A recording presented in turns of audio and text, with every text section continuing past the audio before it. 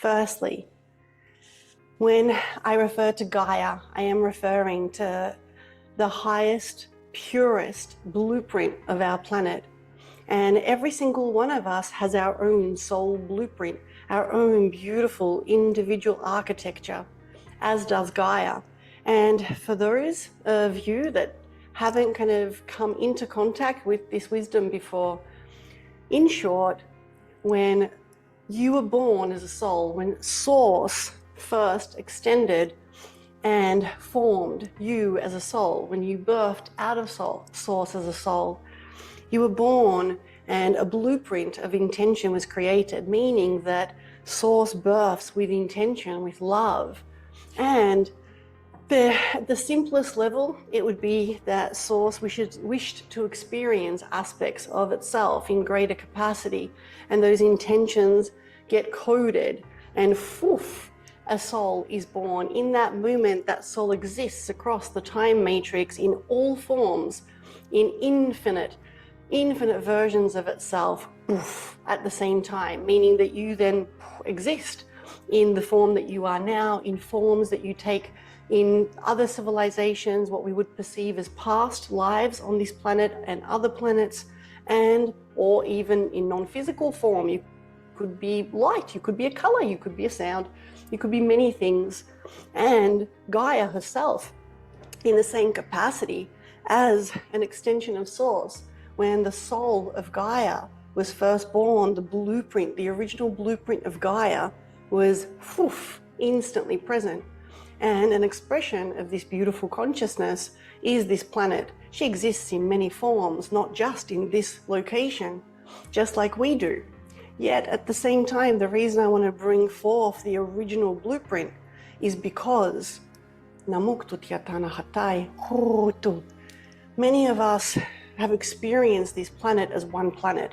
Our eyes tell us it's one planet, our ears do, all our senses will have us look around and we perceive one planet.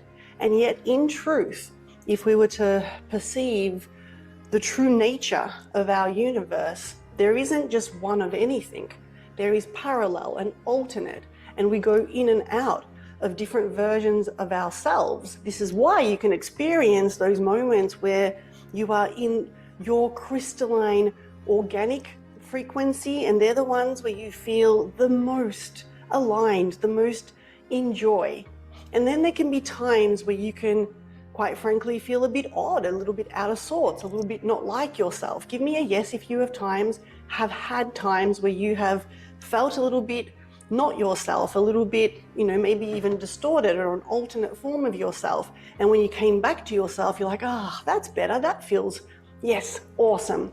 And likewise, thank you for all the yeses. Likewise with Gaia, the original planet, the original architecture, the primary planet, the beautiful Gaia core exists, always has. And then what has happened is, and this has been a co-creation with the human species and other species, yet let's just land with human species at this moment. When human consciousness projects onto this planet, it creates alternate forms. And so, for example, someone with a lot of scarcity and fear in their field could look at this planet and instead of focus on the waterfalls and the mountains and the crystalline waters, they would focus on some of the atrocities that are happening, that are being done by other human beings. And they would then say Earth is a horrible place to live because on Earth people rape and they pillage and they do all such things. Yet the truth of the matter is, if we were just to take humanity out of the picture for a moment, and we were to align into crystalline frequency, we would find that the truth about this planet is that it's one of the most abundant, one of the most beautiful crystalline planets in our known galaxy, also, quite frankly, in the universe. Why? It has so much. So it's more abundant than many planets. It has more animal species, more plant species, more rock formations. So, my gosh, the abundance of ocean that we have on our planet that we've barely scratched the surface on. There are worlds within our oceans that we can't even imagine. There are worlds within our inner earth that we can't even imagine. This planet truly is a library of abundance and beauty and life flourishing and growing. Other planets within our beautiful galaxy have a fraction of this incredible diversity. And that is the truth of our planet. She is the planet of life, truly birthing all creation, allowing all creation. Yet, because there's been all of these distortions, all these different versions of her have been created and projected upon. And so we could tap into history of this planet. And if you're tapping into lower vibrational history that's come from the frequency of fear and loss and starvation, you're going to discover versions, and this is the really big whoa part, versions of Gaia, where yes, ancient civilizations like Lemuria and Atlantis fell, and evidence upon those versions that they fell. Yet what if I told you that in the original core, in the original blueprint, in the original version of her, the beautiful beings in Lemuria, in the ancient civilization of Lemuria or Atlantis or even ancient Egypt, you know, that we perceived, the ones that held, my apologies, a higher consciousness, the ones that truly initiated and embodied their golden consciousness, their crystalline celestial consciousness of love, purity, abundance, they did not fall.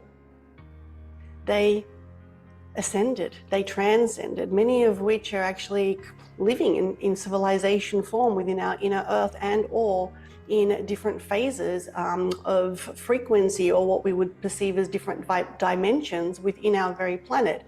Many, but the biggest piece here is to address that we have an inner Gaia, an inner earth, and so much of what we believe fell didn't actually disappear.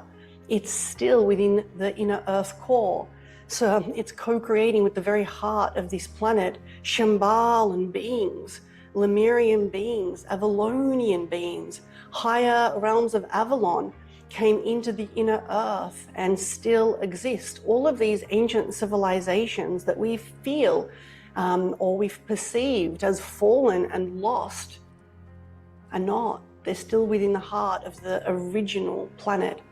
Yet, when we have carried certain frequencies within us, like fear and scarcity, separation, we have found ourselves on different versions. And I kid you not, we actually go in and out of them. Our ascension and the reason why it feels so, well, sometimes really fast moving and like we're holding on a ride, is because we are moving from planet to planet to planet to planet, coming into core, coming into the original core. And right now, across the versions of Gaia that we, if you're here, you're part of this, that you are co-creating in between, and the different narratives and the different histories and the different what you actually perceive in physical form, what realities we create in physical form, the versions that we're currently anchored on are not the same ones we were anchored on 2 years ago, 1 year ago, 5 years ago. And this is why it is different. This is why you can have those experiences where you're like, whoa, everything's different. You know, sometimes it changes so fast, the mind goes a bit wonky. It's like, whoa, you know. And the most beautiful part of this is that these planets that are closer in proximity and in vibrational frequency to the original form are vibing and connected to Gaia's true original core. And what that means in a nutshell is her pure blueprint, her pure frequency. And we have more access to her organic form now as a civilization than we have for thousands and thousands and thousands and thousands and thousands of years within our species. This is exciting.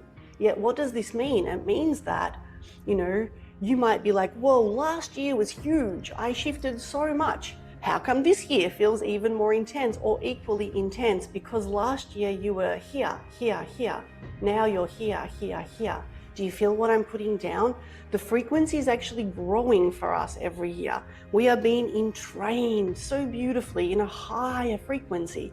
And that's for our nervous system to be able to calibrate to it. For many beautiful souls that are on an accelerated path of ascension, they've been feeling their nervous system a little bit on edge recently, like things that normally wouldn't necessarily trigger them or have them lose their center have been touchy, not because those things are actually necessarily an issue.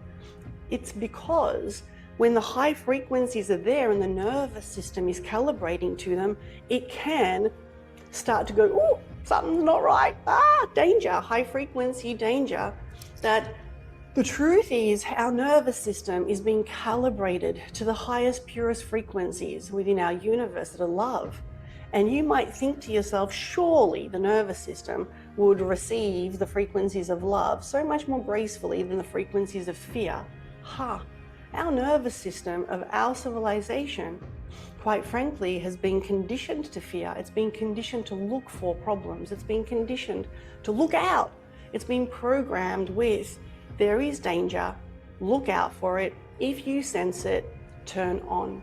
We are now going through a process, many of us that are traveling the faster rays of ascension are going through processes of nervous system upgrades, of resetting so much within our field in order to be able to co-create with the original beautiful planet. And the original beautiful planet's core, the original beautiful architecture and blueprint of Gaia is what we perceive as heaven on earth. It is enjoying, physicality to the fullest, to enjoy relationships, to enjoy nature, to enjoy each other, to create, to follow our passion, to dream. It is to live, truly live, in full expression of our soul frequency.